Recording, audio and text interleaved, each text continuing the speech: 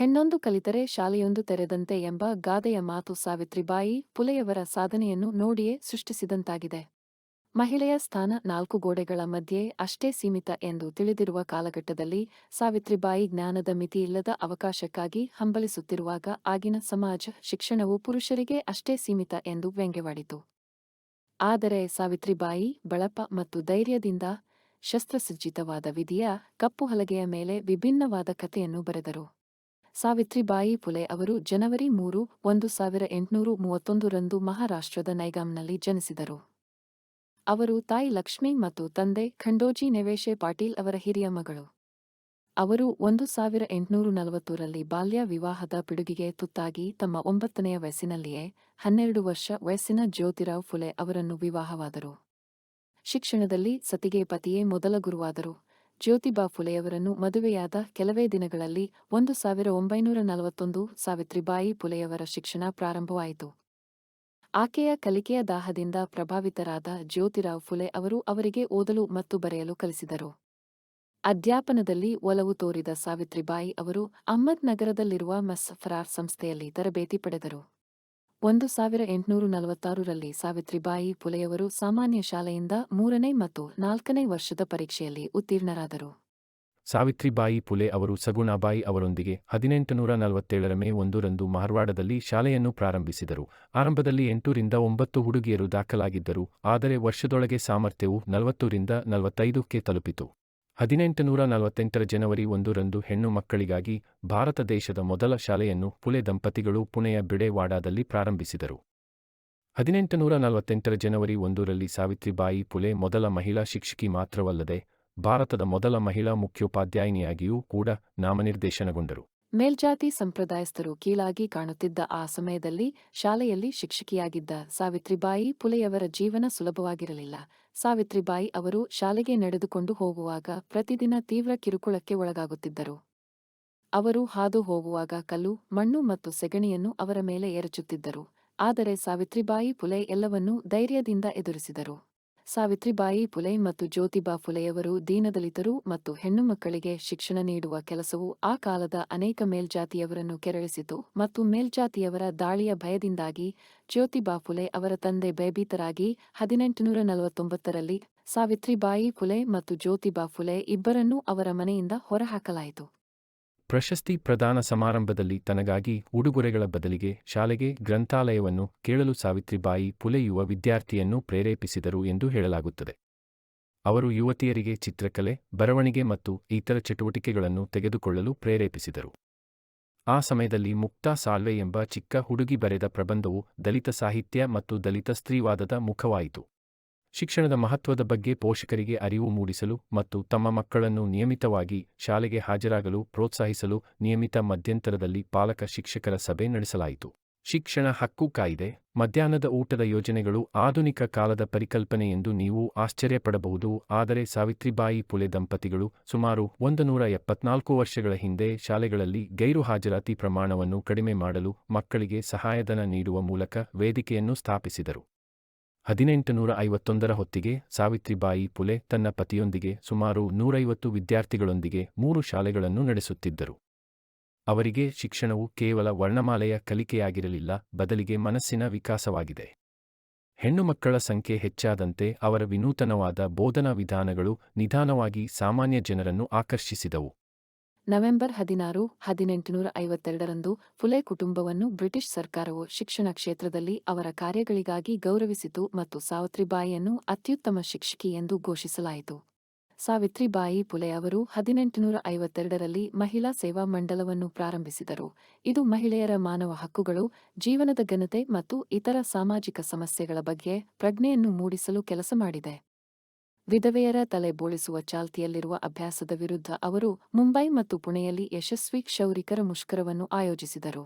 28 ಜನವರಿ 1853ರಂದು ಸಾವಿತ್ರಿಬಾಯಿ ಲೈಂಗಿಕವಾಗಿ ಶೋಷಣೆಗೆ ಒಳಗಾದಂತಹ ಮಹಿಳೆಯರಿಗೆ ಆಶ್ರಯವನ್ನು ಪ್ರಾರಂಭಿಸಿದರು. ಶಿಶುಹತ್ಯೆ ನಿಷೇಧ ಗೃಹ ಭಾರತದಲ್ಲಿ ಈ ರೀತಿಯ ಯೋಜನೆ ಮೊದಲನೆಯದು. ಈ ಶಿಶುಹತ್ಯೆ ನಿಷೇಧಾಶ್ರಮದಲ್ಲಿ ವಿಧವೆಯರು ತಮ್ಮ ಮಕ್ಕಳಿಗೆ ಜನ್ಮ ನೀಡಿ ಅಲ್ಲಿಯೇ ಬಿಡಬಹುದಿತ್ತು. ಸಾವಿತ್ರಿಬಾಯಿ ಫುಲೆ ಅವರು ತಾರತಮ್ಯದ ವಿರುದ್ಧ ಅನೇಕ ಕವಿತೆಗಳನ್ನು ಬರೆದರು ಮತ್ತು ಜನರು ಶಿಕ್ಷಣ ಪಡೆಯುವಂತೆ ಸಲಹೆ ನೀಡಿದರು. ಬ್ರಿಟಿಷ್ ಸಾಮ್ರಾಜ್ಯದಲ್ಲಿ ಅವರ ಕವಿತೆಗಳು ಗಮನ ಸೆಳೆದ ಮೊದಲ ಭಾರತೀಯ ಮಹಿಳೆ. ಸಾವಿತ್ರಿಬಾಯಿ ಫುಲೆ ಅವರು ತಮ್ಮ ಕವಿತೆಗಳ ಮೂಲಕ ಇಂಗ್ಲಿಷ್ ಮತ್ತು ಶಿಕ್ಷಣದ ಅಗತ್ಯವನ್ನು ಒತ್ತಿ ಹೇಳುವ ಆಧುನಿಕ ಕಾವ್ಯದ ತಾಯಿ. ಕಾವ್ಯ ಫುಲೆಯ ಮೊದಲ ಕವನ ಸಂಕಲನ 1854ರಲ್ಲಿ ಪ್ರಕಟವಾಯಿತು. 1855ರಲ್ಲಿ ಫುಲೆ ದಂಪತಿಗಳು ಕೃಷಿಕರು ಮತ್ತು ಕಾರ್ಮಿಕರಿಗಾಗಿ ರಾತ್ರಿ ಶಾಲೆಯನ್ನು ಪ್ರಾರಂಭಿಸಿದರು. ಸಾಮಾನ್ಯ ಶಾಲೆಗಳಿಗೆ ಹೋಗಲು ಯಾವುದೇ ಆಯ್ಕೆಯಿಲ್ಲದ ಅನೇಕ ದೀನದಲಿತರು ಇದ್ದರು, ಆದರೆ ಅವರು ರಾತ್ರಿಯಲ್ಲಿ ಮಾತ್ರ ಲಭ್ಯವಿದ್ದರು. ಆದ್ದರಿಂದ ಅವರ ಅಗತ್ಯಗಳನ್ನು ಪೂರೈಸಲು ಫುಲೆ ದಂಪತಿಗಳು ರಾತ್ರಿ ಶಾಲೆಯನ್ನು ಪ್ರಾರಂಭಿಸಿದರು. ಫುಲೆ ದಂಪತಿಗಳು 1863ರಲ್ಲಿ ಗರ್ಭಿಣಿ ವಿಧವೆಯರಿಗಾಗಿ ಅನಾಥಾಶ್ರಮವನ್ನು ಪ್ರಾರಂಭಿಸಿದರು. ಇದರಿಂದ ಅವರು ತಮ್ಮ ಮಕ್ಕಳಿಗೆ ಜನ್ಮ ನೀಡಬಹುದು ಮತ್ತು ಸಮಾಜದ ಭಯವಿಲ್ಲದೆ ಬದುಕಬಹುದು. ಬಾಯಾರಿದ ಅಸ್ಪೃಶ್ಯರಿಗೆ ನೀರು ನೀಡಲು ಜನರು ಸಿದ್ಧರಿಲ್ಲದಿದ್ದಾಗ ಅಸ್ಪೃಶ್ಯರ ನೆರಳು ಕೂಡ ಅಶುದ್ಧವೆಂದು ಪರಿಗಣಿಸಲ್ಪಟ್ಟ ಸಮಯದಲ್ಲಿ ಫುಲೆ ದಂಪತಿಗಳು ಅಸ್ಪೃಶ್ಯರ ಬಳಕೆಗಾಗಿ ತಮ್ಮ ಮನೆಯ ಬಾವಿಯನ್ನು ತೆರೆದರು.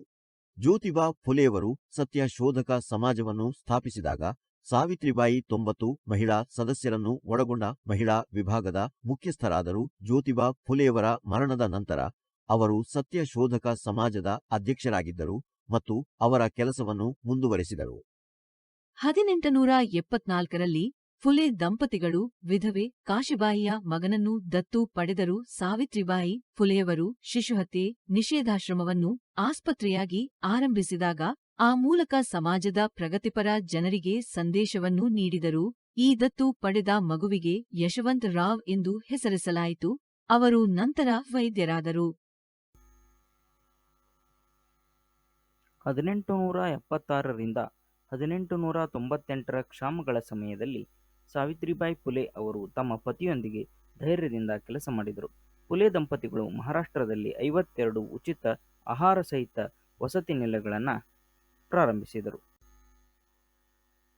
1997ರ ಕರಡು ಪ್ರತಿಯ ಸಮಯದಲ್ಲಿ ಸಾವಿತ್ರಿಬಾಯಿ ಫುಲೆ ಅವರು ಜನರ ಯೋಗಕ್ಷೇಮವನ್ನು ನಿರ್ಲಕ್ಷಿಸುತ್ತಿದ್ದ ಬ್ರಿಟಿಷ್ ಸರ್ಕಾರವನ್ನು ಪರಿಹಾರ ಕಾರ್ಯವನ್ನು ಪ್ರಾರಂಭಿಸಲು ಒತ್ತಾಯಿಸಿದರು. ಸಾವಿತ್ರಿಬಾಯಿ ಫುಲೆ ಖುದ್ದಾಗಿ ರೋಗಿಗಳನ್ನು ಚಿಕಿತ್ಸಾಲಯಕ್ಕೆ ಕರೆದೊಯ್ಯುತ್ತಿದ್ದರು. ರೋಗಿಗಳನ್ನು ಉಪಚರಿಸುವಾಗ ಅವರು ಸ್ವತಃ ಕಾಯಿಲೆಗೆ ತುತ್ತಾದರು. 1897ರ ಮಾರ್ಚ್ 10ರಂದು ಪ್ಲೇಗ್ ರೋಗಿಗೆ ಸೇವೆ ಸಲ್ಲಿಸುತ್ತಿರುವಾಗ ಅವರು ಅದರಿಂದ ಮರಣ ಹೊಂದಿದರು. ಸಾವಿತ್ರಿಬಾಯಿ ಫುಲೆ ಅವರ ಪರಂಪರೆ ಜೀವಂತವಾಗಿದೆ.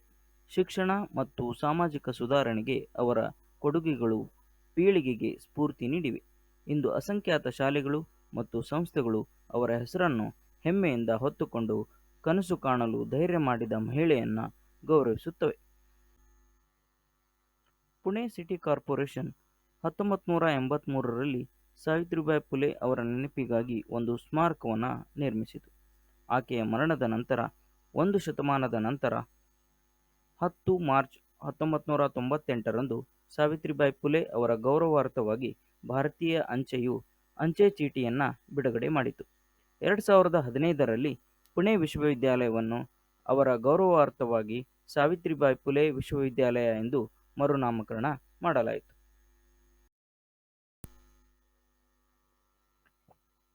3ನೇ ಜನವರಿ 2017ರಂದು search engine Google Savitribai Phule ಅವರ 186ನೇ ಜನ್ಮ ವಾರ್ಷಿಕೋತ್ಸವವನ್ನು ಗೂಗಲ್ ಡೂಡಲ್ನೊಂದಿಗೆ ಗುರುತಿಸಿ ಗೌರವಿಸಿದೆ.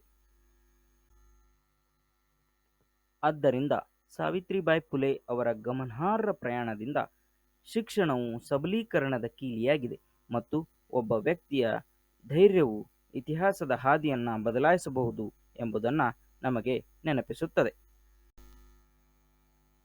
ಸಾವಿತ್ರಿಬಾಯಿ ಫುಲೆಯವರ ಸ್ಫೂರ್ತಿದಾಯಕ ಜೀವನದ ಮೂಲಕ ಈ ಪ್ರಯಾಣದಲ್ಲಿ ನಮ್ಮೊಂದಿಗೆ ಸೇರಿಕೊಂಡಿದ್ದಕ್ಕಾಗಿ ನಿಮ್ಮೆಲ್ಲರಿಗೂ ಧನ್ಯವಾದಗಳು. ನೀವು ಈ ವಿಡಿಯೋವನ್ನು ಆನಂದಿಸಿದ್ದರೆ ಲೈಕ್ ಮಾಡಿ, ಶೇರ್ ಮಾಡಿ ಮತ್ತು ನಮ್ಮ ಚಾನಲನ್ನು ಸಬ್ಸ್ಕ್ರೈಬ್ ಮಾಡಲು ಮರೆಯಬೇಡಿ. Until next video, keep learning and keep growing. If any suggestions, please comment. Thank you.